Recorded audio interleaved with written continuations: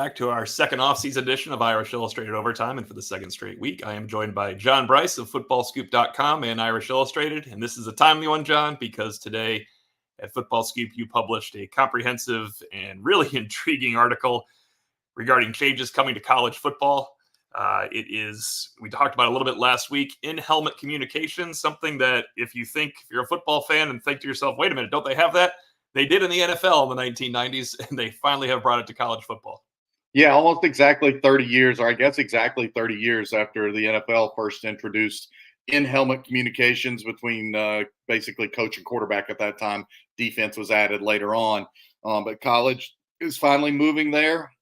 It's been experimented some. Notre Dame worked with it all this spring. Matter of fact, Notre Dame worked with it last December in preparation for the Sun Bowl. But at that point in time, the NCAA had said any teams that wish to utilize in-helmet communications for their bowl games required both teams to be participating. Oregon State did not want to participate during bowl season. Therefore, Notre Dame could not use the in-helmet communication in the actual Sun Bowl victory against the Beavers. It also was not eligible to be used in last year's playoffs, but it was utilized in some of the other games. I think maybe Penn State might have used it in its bowl game. And we've actually seen a couple of FCS teams be among the first college teams to utilize the in-helmet communication during a regular season game. But it's here now, and we're here to talk about it today, T.O. And in Congress with that, the use of sideline tablets has been passed. You discussed that a few times on Irish Illustrated Insider and at Football Scoop. That is basically, I found some of the restrictions, and I'll let you get into all of this because you had several hours or scores of hours of research and phone calls on this. But something I found interesting was that you cannot use the tablets, which is for, as you put it, basically an old school iPad. You cannot use the tablets for analytics on the sideline, which I found kind of funny because they use analytics up in the press box all the time. But I'm sure there's a reason for that. And if you can get into a little bit, some of the limitations first with the tablets, and then we'll get to the sideline communication with helmets, because I really think that's what's going to affect games the most this season. Yeah, it's going to be interesting, the in-game teaching with the tablets. A couple of things there. You're capped at 18 tablets that you're allowed to have on game day. That's between the sidelines, the coach's box, everything. You cannot use those tablets then to project what you're seeing on the screen onto a larger screen. So you can't turn your whiteboard on the sideline into a de facto movie screen so that you can show the video in wider scale. They're trying to put some limitations on there. I found it interesting, and I actually just had this pointed out to me as late as last night as I was finishing up this piece for Football Scoop. I had a coach tell me, okay, sure, like we're a big resource program. We're going to have all 18 tablets on game days. But what about when we're playing this team from the MAC or this G5 team, and they might have 4 tablets? And he was surprised that the NCAA isn't doing more to say, okay, you can have up to 18, but you also can only use the same number that your opponent is going to use. Where's the competitive disadvantage? Again, I had not thought about that. You just think being around programs, okay, 18 tablets, they'll afford 18 tablets. But he seemed to think that would not be the case, that they would have not only a resource advantage year-round, but a resource advantage game day in the number of tablets. Yeah, I was about to ask you why 18. What does that average out to? But obviously they have a reason for that. Now, will that expand or decrease when there are issues? Or as you said, maybe you have to make it so if you're going to use 18, the other program is capable of using 18 or capable of using a dozen or something along those lines.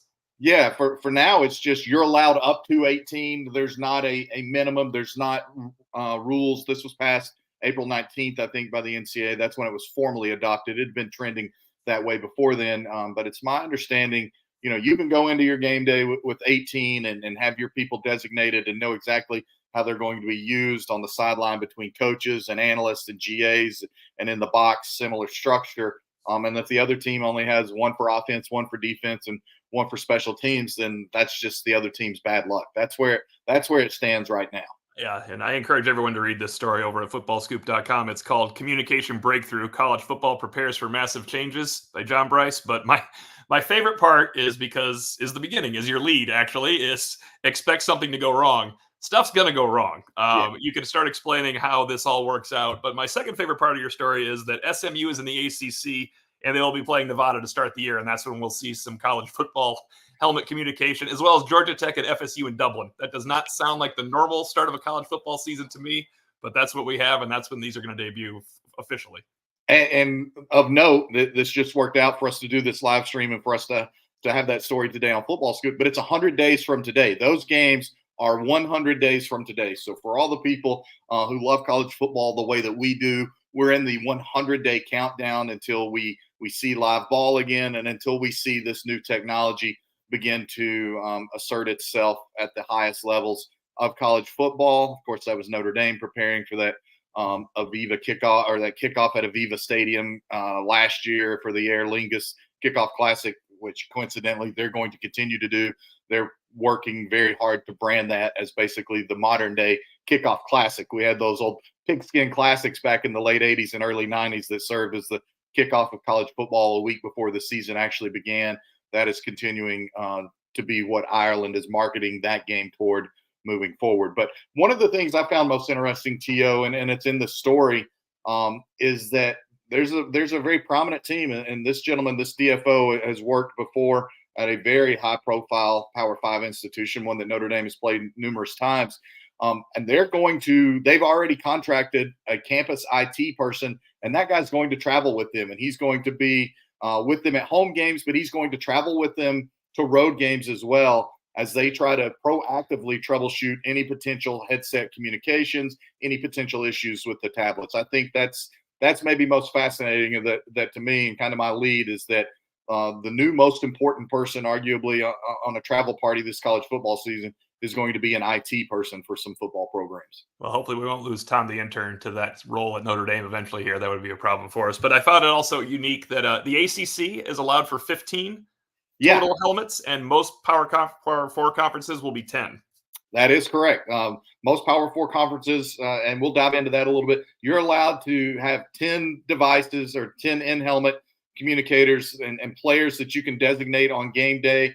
But the ACC, we spoke to people at FootballScoop this week. We talked directly to a DFO and a head equipment manager for an ACC program that said they will go into game days with 15 helmets ready to be utilized. You can only have one player on the field wearing in-helmet communication at any given time. Everyone we spoke to said obviously it will be the quarterback on offense. Some programs are possibly going to use their safeties on defense, or a specific safety that won't leave the field perhaps as much as a linebacker. Notre Dame, I believe, began already preparing Jack Kaiser and Drake Bowen this spring with some of the in-helmet communications. That will be the two primary ones. And then a lot of DFOs and a lot of people around college football are wondering how it's going to work on special teams. Yeah. I spoke with some folks around the Notre Dame program. They said probably if they go ahead and utilize the in-helmet communication on special teams, it might only be on punt, and it might just be talking to, say, Davis Sherwood, the Shield. So he might be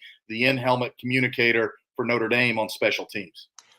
That's interesting you brought that up, because when I was reading the story and I saw the if people wondering here, one special teams player usually also plays offense and defense. That's the problem, where you could get two green dots on the field at the same time. And by the way, it should be a red dot, like in Seinfeld, the red dot on the sweater, the green dot on the helmet, but one green dotted player. I would have thought those are nice helmets. I would have thought, or still is possible, Devin Ford could be one as a special teams captain that could have it on playing 4 roles. Now, Davis Sherwood could also play 3 or 4 roles, and Devin Ford might be less likely to come on the field randomly for Notre Dame because of his new status as a backup safety. So that would be something. I'm throwing Devin Ford's name out there officially for Marty Biaggi if he listens to our podcast here. Yeah, I think you bring up a great point right there, T.O. The green sticker, and again, this is in our piece on FootballScoop that we've also done in conjunction with Irish Illustrated, and that is you're designated as being eligible for in-helmet communication by a green sticker on the back of your helmet. It's required. Every program that's going to use the in-helmet communication this season is required in advance of kickoff to designate the players with a green sticker on the back of their helmet. It's just like the penalty will be just like if you accidentally had 2 number 4s on the field at the same time, which we saw in a Notre Dame game this past season.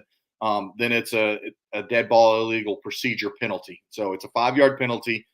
Even if one of the guys runs out on the field and his headset is not active, if you've got 2 green dots on the field at any given time, it is an automatic penalty against the offending football team. And so that's why equipment people that we've talked to, DFOs, directors of football ops that we've talked to over the course of this, and it really heated up earlier this month when we were at DFO meetings in Frisco, Texas. That's why so many players are now going to be required to have multiple helmets. That's why Davis Sherwood for Notre Dame would have multiple helmets, or a Drake Bowen or Jack Kaiser could potentially be required to have multiple helmets. Mm-hmm. Probably more so a Drake Bowen than a Jack Kaiser, because Jack Kaiser, if he's on the field, he's going to be the guy you want communicating. It's interesting. J.D. Bertrand just missed out on this. He could have been the first Mike linebacker because he never came off the field anyway. I saw in your story, a lot of people said we can't give it to our Mike because our Mike might come right off the field on 2nd and 15 if we have a good play. So there's another thing to work around. I'm going to grab a quick question because George Gipp asked, doesn't this seem too high-tech and weird? And he said he's being sarcastic, but he made a very good point.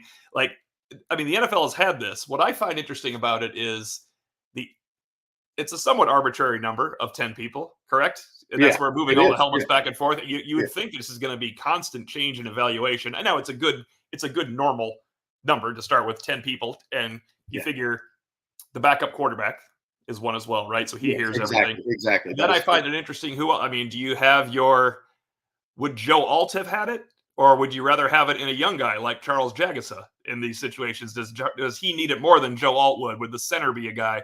I find it really intriguing because the center's not playing multiple roles either. He is playing on the field at that time. Yeah, I know. Would it be an Ashton Craig, as valuable as he is, as football intelligent as he is, and the way he's continued to develop? I would think Joe Alt would have been a guy that it could have been utilized with, because he not only, as the coach just said, he not only knew what he was supposed to do on every play, but they point blank said he knew what all other 10 of his teammates on offense were supposed to do on any given play. That's how well versed he was in the Notre Dame offense and the Notre Dame playbook. But again, it is going to be a lot of variables that have to be worked out. And being at those meetings and sitting in on some of those private meetings that were held, there's a belief, particularly as it pertains to special teams, that a year from now, the rule may be modified to allow more than one person on special teams to have the helmet. And again, I think in speaking with some different programs, there may be some teams that utilize it on offense and defense, but don't elect to utilize it on special teams. We mentioned that some programs are going to travel an IT guy, or on their home games already have an IT guy designated to be available that game day. We also know of some other programs that are going ahead and doing the extra helmets, and they'll have a guy test out multiple helmets pregame to ensure that they don't have those issues. I just think it's sort of a fascinating look. But as I noted in the story, Mike Denbrock was really excited about it. There are some coaches on both sides of the line. There are some who believe this is going to slow the game down, but there are others who believe, no, this can absolutely speed it up. Yeah. There's no signals to deal with. I'm in the quarterback's ear that much more quickly. He can hand signal if he needs to, tell the guys what to do, or if they're in a huddle, and then go from there. One other thing to note, the communication cuts off regardless at 15 seconds of the play, or when the offensive team snaps the football. So there's no communication at that 15-second mark or after the ball is live, and that will be done by a third party. Yeah, I was just about to bring that up. It's a third-party moderator, so you don't have to worry about that. Follow-up question is 15-second cutoff. This is the only way I can think it can make the game go slower, because I don't think it goes slower at all with this. What goes slow is when Notre Dame ran the scam. They had to look to the sideline every time with 11 players looking back and forth. If it's cut off at 15 seconds, that doesn't mean your communication has to cut off at 15 seconds, because then you can go to hand signals. Right. And then you can go looking to the sideline. So that would be the argument for, especially in year one, when we're not good at this yet, we could be snapping the ball a lot. And most people, I shouldn't say most, the team I cover doesn't often snap the ball when 15 seconds are left on the play clock anyway. But I do understand that would be, it doesn't cut off communication, it cuts off electronic communication. Yeah, it cuts off electronic communication. And look, I think it's going to give the offense a chance to dictate tempo even more, be it speeding up or slowing down. Now, look, I think it's a tremendous advantage defensively for Notre Dame when you have a guy as advanced as Al Golden, who sees the game as well as he does, who's sort of known as a master tactician. I think that's going to probably invite some of Notre Dame's opponents to be butting up against that 15-second deadline, because Al Golden is so sharp. This defense is so veteran. Jack Kaiser is working on a 3rd degree from Notre Dame, or has 3 degrees from Notre Dame. So for an offense, I think an offense facing Notre Dame's defense maybe is not going to be as beneficial as it will be in some of its other games because of what Notre Dame has and presents defensively.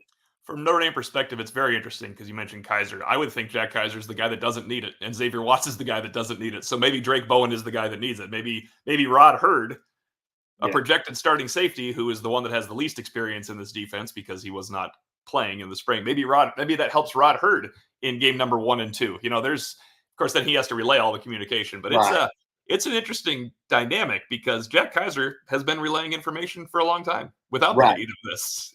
Yeah, that's what I was going to say. This just makes Jack Kaiser even more of an on-field coach, even more of an extension for Al Golden. Again, that's why I view it as a potentially tremendous benefit for the Notre Dame defense. Again, you already have one of the best returning defenses in college football, returning super veteran group on all 3 levels of the defense, and as smart of a football player as there is anywhere in college football in Jack Kaiser. Those are fascinating components to me. Coach Com is the primary supplier. Notre Dame tested out a couple of different companies. Coach Com has more of the industry than anyone else, but the other company, the name escapes me, but it's actually the company that does the in-helmet communications for the NFL. And so those are the 2 companies and the only 2 companies you can choose from at the NCAA level to supply your in-helmet communication to you. I found it interesting. We have a sarcastic comment here, but it's something like I would have said from Fighting Irish Fan 91. Maybe this will help with fewer than 10 men on the field at times as well. So and when you mentioned having 2 number 4s on the field happened once, I think anyone that watched the Notre Dame 2012 season knows that BCS championship appearance was made possible because no one ever caught the 2 number 2s on the field on a game-winning possible field goal attempt by Pittsburgh in overtime. Yeah, so communication would go that way, though, wouldn't it? Couldn't someone yell? Now, 15 seconds, we know for a fact Notre Dame didn't notice the 15. They noticed after 15 seconds. Right. Because that's been our argument. This is the Ohio State conversation I'm having again, of course. Correct. They noticed after 15 seconds because we always said, jumping off sides costs you 6 inches, all those things. So that's what makes the 15 seconds interesting. It still then does break down. You wonder if they're having trouble at second number 18 if the coordinator says, all right, look to the sideline now. We have to continue this. We're still looking at something. That it's going to be so much different in week 5 and 12 than it is in week 1 for every program. For every program. And whatever it evolves into this year, it's already, again, the very strong indication that those DFO meetings there will already be changes next year. They point blank said that it's already being floated and already an open discussion to have it modified, at least for special teams, if not to potentially open it up to having 2 players on each side of the ball eligible for in-helmet communication. Obviously, there are teams that already have worked it all spring. Again, this wasn't formally passed until April 19th, but Marcus Freeman, challenge everything. He loves that. He is very proactive in that. They utilize multiple systems this spring, and they worked the in-helmet communication this spring to be more prepared. One thing I think that's going to be fascinating with this, TO, is a lot of times those dress rehearsal scrimmages that serve as basically the very last Saturday practice before your season starts. Those, in speaking with people for this story around college football, those are now going to take on even added importance. Yes, they're dry runs, and you have guys getting people ready. You've got the people assigned their sideline obligations. If you're responsible for getting the 11 men ready for kickoff coverage, those dry run walk-through scrimmages that they have, that almost every team has the last Saturday before its season started, now was pointed out to me, you will have those much more involved with practicing the headset communication, especially if you're opening your season at home. You'll do that dry run walk through in your stadium to see how that's going to go. Your conversation with Mike Denbrock I found interesting because, well, he's a self-deprecating guy, but as he said, I can get them information as long as I don't mumble my words too much that everybody can understand. But he kind of drove the point home. It's like he can just say, hey, it doesn't have to be over communication. It can be, Riley, remember the weak side here. Or especially Kenny, Steve, CJ, remember what you're looking for here. It doesn't have to be filling their heads with all the options of the play. We talked about this all day on Friday. This is exactly where you look for that. And then it moves on. I think that's going to be the proper way to handle it rather than information overflow in a headset. Yeah. And one thing that, again, I wasn't smart enough to figure this out. I had a coach at a power institution pointed out to me Wednesday night, and that is a couple of these new technological components have some coaches thinking it may induce even a little bit more laziness or a little bit more lack of attention to detail from some of their players who are going to be counting on being told what to do in the helmet or by their quarterback once he gets the message relayed via the helmet, or the tablets that are being utilized on the sidelines. Was pointed out to me, well, you have some guys that aren't watching enough film through the week. Now they're going to believe they can watch even less film because it's going to be right there on a tablet, and they're going to be able to be shown in the game exactly what they need to be doing. So I found that interesting that there were some coaches out there who believe there are a couple of negatives, or that there are a couple of aspects to it that could cause players not to prepare quite as much as they should over the course of the week. Well, anyone that's ever left a study hall and tried to finish his or her studying, walking through the hallway, thinking they were going to remember that's what would be the equivalent of a football player not studying during the week, because there's going to be a lot going on, especially at Kyle Field on those sidelines, for people to try to remember what they have to remember just because they looked down and saw it on a tablet. Yeah, and this will make the work of the advanced teams that every program utilizes for road games. Notre Dame, as we know, will send its equipment truck, and usually it's DFO and its head equipment manager out on the road multiple days early in advance of a game. Now with this headset communication, it's going to be even more important that your advance party gets there early, or when you do your summer scouts and you do your site visits. Now those site visits won't just have, okay, where do I need to bring my equipment to get the team ready on game day? Where's our locker room? But what is our setup going to be for in-helmet and tablet communications on game day now as well? So that will be one of particular importance for Notre Dame as it prepares to open its season at Kyle Field, because that's a spot it's not been before. Everything about that game is new for Notre Dame. JB, before we wrap up, I want to move on to a third topic, and we've discussed this at our Irish Illustrated Insider podcast. You and I discussed this here last week. Early June signing period. The vote is pending. It's coming, and you've mentioned it's being fought. You've mentioned it's being fought hard. It is officially being fought harder every day now, and they're trying to dissuade that from passing. Yeah, and I think this will be our next show for us, Tio, whether it's next week or before the end of the month or by the end of the month. This is maybe the topic that's starting to dominate college football even more than these technological changes, and that is there going to be a June signing day?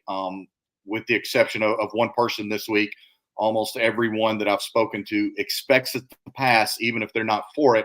And we talked I personally talked to 4 college football GMs this week, as well as a coach from the ACC and another NCAA head coach. This June signing period, if it passes, would take effect June of 25 for the 26 class. And you would see the June signing date. I've got the notes here, but you would see the June signing date around June 25, 26, 27. And that would be allowing players to sign for that 26 class. There's obviously concerns what it would do to the high school game, how many players would start to sit out their senior seasons of high school. A couple of other things to note that also will be voted on later this month is making the month of July an entire dead period.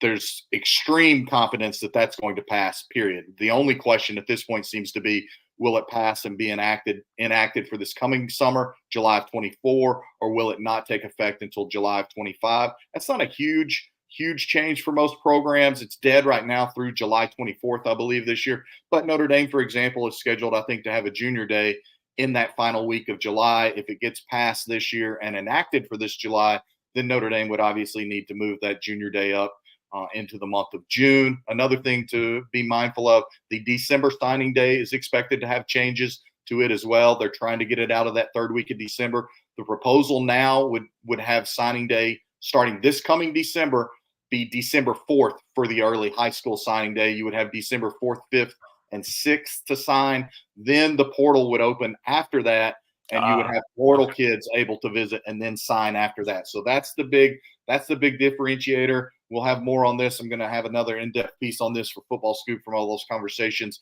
that we've had as a staff over the last particularly 10 days and talking with GMs around the sport. But those are the big things on the calendar. Those are the things that are being voted on this month. And one way or the other, the signing day is going to change. But again, point blank told by a power conference GM within the last 48 hours, yes, I expect the June and July measures to absolutely pass.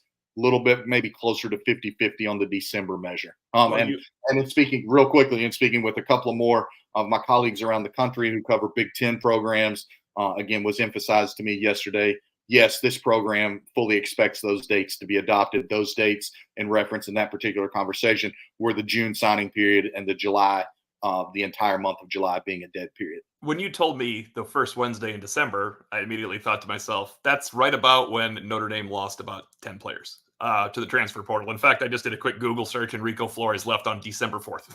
The exact date you said, that's a good little coincidence there. But when you mentioned that in Congress with that they're going to move the transfer portal opening, then it makes total sense, because otherwise you were just looking at absolute chaos on Yeah, December 4th. and again, we'll save some of the topics for our next show, but it will change when portal guys actually come on visits as well, which is going to be a little bit of bad news, especially if you've been eliminated from the playoffs at that point in time, because now there will be some official portal visits coming, like January 5th, January 4th, January 6th on the new calendar that's being proposed.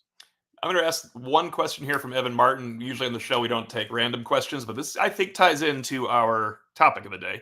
With A&M having new coordinators on both sides of the ball, how challenging will that be for Notre Dame? He means, how does ND approach that? Do they review footage from their previous teams? Yes, they do. That is what they do. They review footage from their previous teams. But I ask you, Colin Klein and Jay Bateman installing new things, and now they have this on the opening game where Al Golden, as you said, Notre Dame's defense has an advantage here. Mike Denbrock has done this at LSU. Yeah. There is an advantage there a little bit for Notre Dame. Yeah, I think Notre Dame overall has an advantage. I do think these new technological components are an advantage for first year programs. Colin Klein is going to be going into battle, so to speak, that last Saturday of August with Texas A&M against Notre Dame. It's going to be his first live situation with Connor Wigman at quarterback, and he's going to be able to have some direct communication with him. Yeah. I think you've got to view that as a plus. In terms of how Notre Dame prepares it, you got to remember Notre Dame tried to hire Colin Klein last January or February, whenever it was, before deciding to promote Jared Parker and seeing what he was able to do. So Notre Dame already has a great familiarity with what Colin Klein likes to do from an offensive standpoint. But yes, Notre Dame is looking at Kansas State film, and Notre Dame has already looked at K-State film, and Notre Dame has looked at the Texas A&M spring game, and Notre Dame is looking at all the video footage it has, particularly of Connor Wigman, who started the first 4 games last year for A&M, and I think in 2022 maybe was a freshman All-American for the Aggies at the quarterback position, and would have started all last season had he not gone down with a season-ending injury in the 4th game. So that's how Notre Dame approaches it. And in terms of Mike Elko, yeah, Jay Bateman's the DC, but Mike Elko's running that defense. So again, you'll look very closely at what you faced last year at Duke and what Mike Elko has consistently put on video through his years as a defensive coordinator. I was going to say the moment Mike Elko was hired, I thought, well, that's the issue, because that's his defense. And I know our Tim Priester has made some commentary about North Carolina's defenses under Jay Bateman before in the past, but I don't think you're going to see a whole lot of North Carolina woven in to the Mike Elko Texas A&M defense. No, that's Mike Elko's defense, emphatically Mike Elko's defense. We'll see if he elects to call it. I don't think that's his plan right now, but there's still some head coaches out there that are electing to call it, and we'll see how Mike Elko approaches that. Great stuff, JB. Looks like we might be back again next Thursday. If not, Irish Illustrated Overtime will be back again next Thursday with a guest and a topic. Before that, JB will be joined. JB, Tim Priester, Pete Sampson, and myself will have an Irish Illustrated Insider Monday podcast. Expect to see Overtime on next Thursday. Yep. John Brice at FootballScoop.com. I'm Tim O'Malley of Irish Illustrated. Thanks for watching.